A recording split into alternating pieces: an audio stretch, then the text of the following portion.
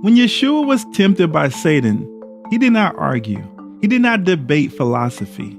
He did not rely on emotion. He answered with 3 words. It is written. If the Son of God submitted himself to Scripture, what makes you think you can live without it?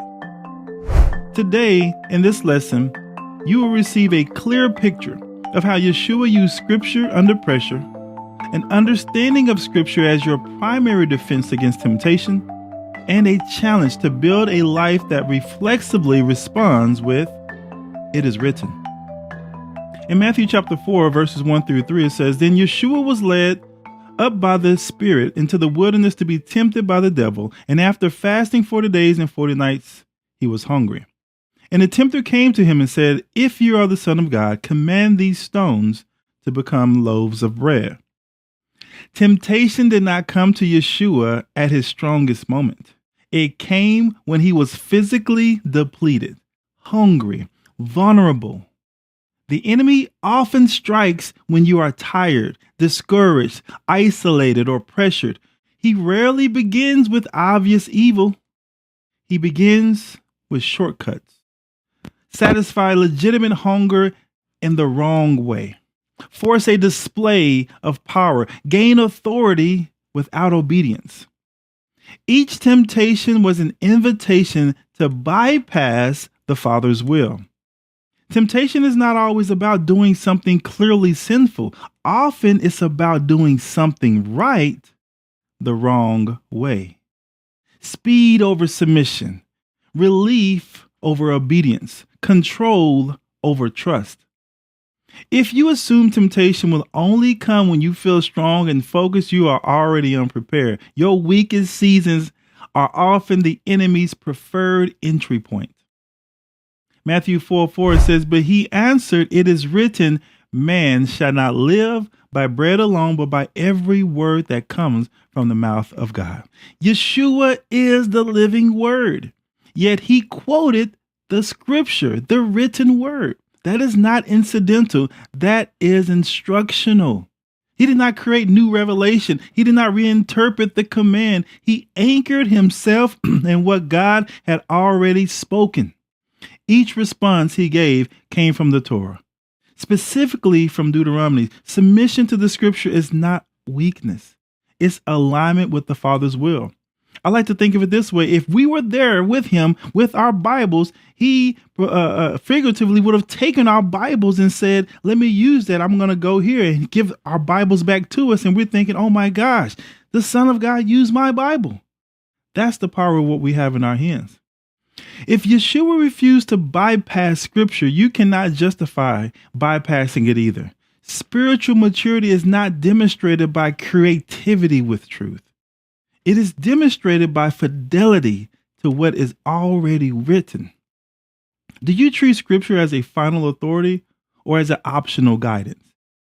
If obedience depends on whether you feel inspired, you are not standing on the word. Matthew 4:7 says, Yeshua said to him, Again, it is written, You shall not put Yahweh your God to the test. In 4:10 it says, Then Yeshua said to him, Begone, Satan, for it is written, You shall not worship Yahweh your God, and him you shall worship Yahweh your God, and him only shall you serve. Notice what defeated the enemy. Not emotion, not personality, not self-confidence, truth. Temptation loses its persuasive power when confronted with what God actually declared. The enemy's strategy remains consistent. Twist identity, offer some shortcuts, present some partial truths, appeal the pride. Your defense must also remain consistent. It is written. If you do not know what is written, you will negotiate. And negotiation is the beginning of compromise. Temptation becomes stronger when Scripture is distant. Resistance becomes stronger when Scripture is present. When lust whispers, what answers?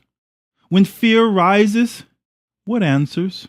When pride begins to swell, what answers? If the word is not your reflex, your emotions will be your reflex.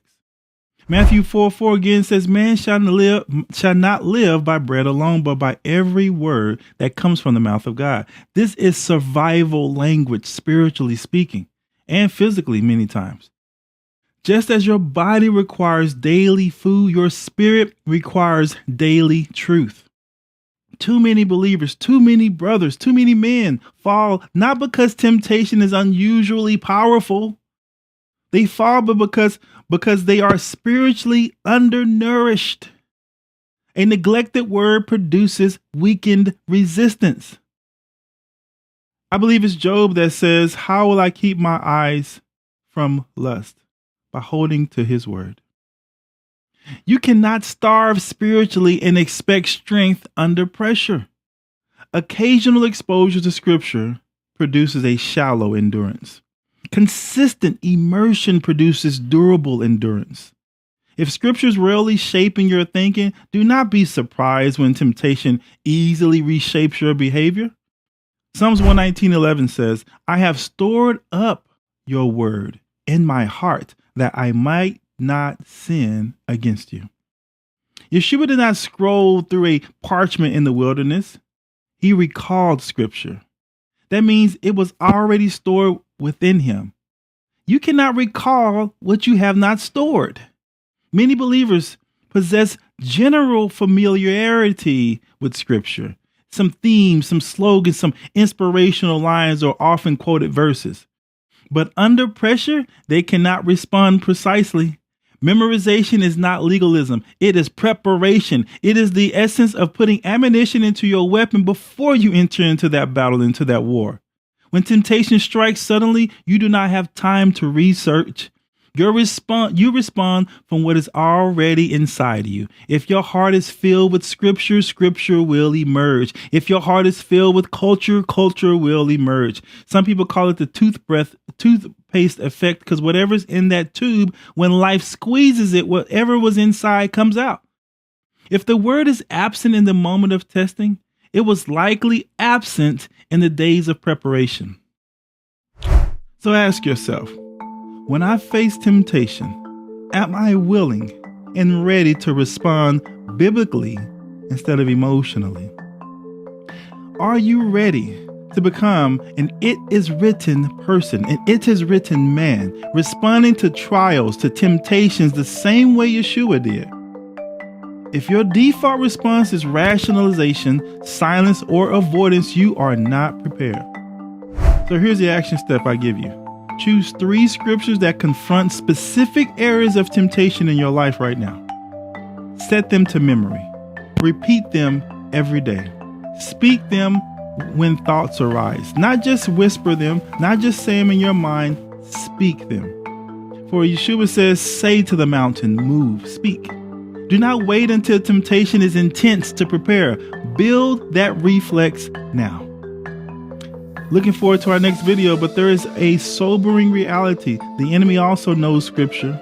So in the next lesson, we will confront how the word can be twisted, how it can be misused, and even weaponized, and how to guard yourself against deception.